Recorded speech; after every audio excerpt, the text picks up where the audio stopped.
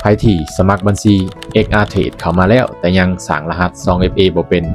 เดี๋ยวค่อยสิมาสอนในคลิปนี้เนาะขั้นตอนแรกให้เฮามาที่หน้าโปรไฟล์ของเฮาเนาะกดเข้าไปเลยปึ๊บแล้วเฮาเลื่อนลงมาเนาะเลื่อนลงมารหัส 2FA มันจะขึ้นมาเห็นบ่ให้เฮากดเปิดเลยปึ๊บมันจะมีลิงก์ให้เฮาคัดลอกเนาะเห็นบ่เฮาคัดลอกเลยปึ๊บคัดลอกแล้วเนาะให้เฮาออกมาปึ๊บออกมาจากแอปให้เฮามาที่Trade Together เนาะปึ๊บเอากดมาที่ไม้บวกเนาะไม้บวกปึ๊บกดเข้ามากดมาที่ป้อนคีย์การตั้งค่าเนาะกดเข้ามาเลยมันจะให้เฮาใส่สื่อเนาะใส่สื่อมาใส่สื่อไปเนาะ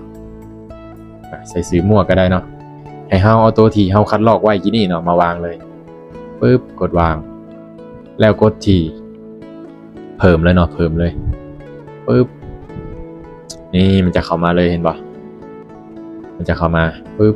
ได้แล้วเนาะให้เรากดมาที่หน้าที่เราสมัครเนาะนี่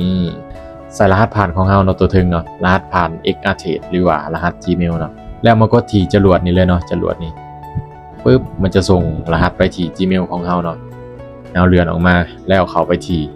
Gmail เนาะ Gmail ปึ๊บกดเข้ามาแล้วเนาะมันจะส่งมาเห็นป่ะมันจะส่งมาปึ๊บนี่เลข6ตัวเนาะคัดลอกเลยสีเขียวๆนี่ปึ๊บคัดลอกแล้วมาวางเนาะให้ทันเวลาเนาะเวลามันนับอยู่เห็นป่ะปึ๊บแล้วมาคัดลอกรหัส 2FA ที่เราไปวางไว้เมื่อกี้นี่เนาะนี่คัดลอกเลยปึ๊บคัดลอกแล้วให้เอามาวางเลยอย่าให้มันเบิดเวลาเนาะให้ทันเวลาปึ๊บวางเปิดใช้งานเลยเรียบร้อยเนาะสำหรับการเปิดรหัส 2FA เนาะนี่ง่ายๆเลยเนาะใครที่ยังเปิดบ่เป็นกับคลิปนี้ถือว่าตอบโจทย์เลยนะสำหรับคลิปนี้ขอขอบใจเนาะสำหรับการเปิดรหัส 2FA ง่ายๆเลย